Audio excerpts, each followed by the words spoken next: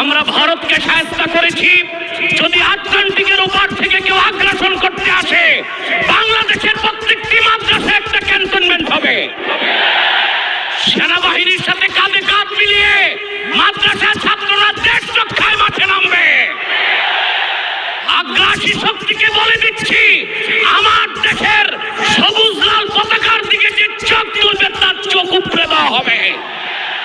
আমার বাংলার কোন 1 ইঞ্চি মাটিতে আগ্রাসনের থাবা বসালে সেই কালো হাত ভেঙে দেওয়া হবে। আজ আমি এই জনতার পক্ষ থেকে, বাংলাদেশের কোটি কোটি মুসলমানের পক্ষ থেকে হেফাজতের সম্মানিত আমিরের কাছে বলবো, হেফাজত রাজনীতিতে যাবে না, কিন্তু রাজনীতি নিয়ন্ত্রণ করতে হবে। 53 বছরের ইতিহাস আমাদের কলঙ্কিত।